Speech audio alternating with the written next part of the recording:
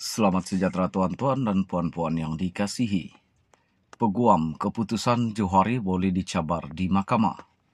Timbul persoalan sama ada Bersatu boleh mencabar keputusan Speaker Dewan Rakyat Johari Abdul yang membenarkan 4 bekas ahli Parlimen Bersatu di Sabah mengekalkan kerusi mereka. Ia susulan perkara 63/1 Perlembagaan Persekutuan yang menyatakan bahawa kesahaan apa-apa presiden di dalam mana-mana satu majlis parlimen atau dalam mana-mana jawatan kuasanya tidak boleh dipersoalkan di dalam mana-mana mahkamah. Bagaimanapun Peguam Veteran Muhammad Hanif yakin Bersatu masih berpeluang membawa perkara itu ke mahkamah.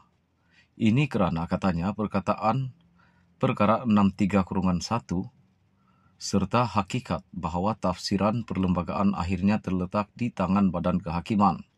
Persoalannya ialah, adakah keputusan Speaker merupakan Presiden Dewan Rakyat? Sekarang jangan lupa bahawa ia adalah pindaan perlembagaan yang membawa masuk perkara 49/E yang mengatakan bahawa badan penentu yang memutuskan sama ada kerusi itu kosong atau tidak ialah Speaker. Jadi apa pendapat saya, itu adalah fungsi yang diberikan perlembagaan kepada Speaker bukan dalam Presiden Parlimen.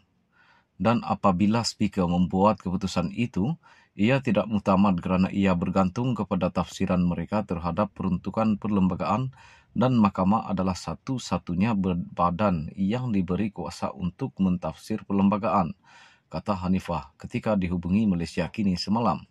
Katanya, walaupun melibatkan perkara 631, Perlembagaan Persekutuan, dia percaya mahkamah perlu memutuskan sama ada peruntukan itu berkuat kuasa dalam kes berkenaan. Jika tidak, katanya, mahkamah kemudian perlu menentukan sama ada tafsiran Johari terhadap versi pindaan perlembagaan itu betul atau sebaliknya. Hanif berpendapat keputusan Johari sama ada 4 bekas ahli Parlimen Bersatu itu perlu mengosongkan kerusi mereka atau tidak adalah lebih kepada fungsi pentadbiran dan bukannya sebahagian daripada ketetapan yang dibuat dalam Presiden Parlimen.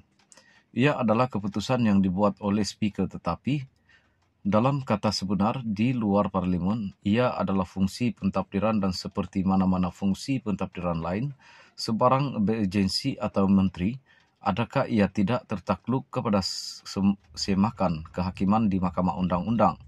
Jadi sama seperti itu, apabila perlembagaan meletakkan fungsi kepada Speaker untuk memutuskan sama ada ia kosong atau tidak, keputusan itu mesti diteliti dan boleh diperiksa di mahkamah.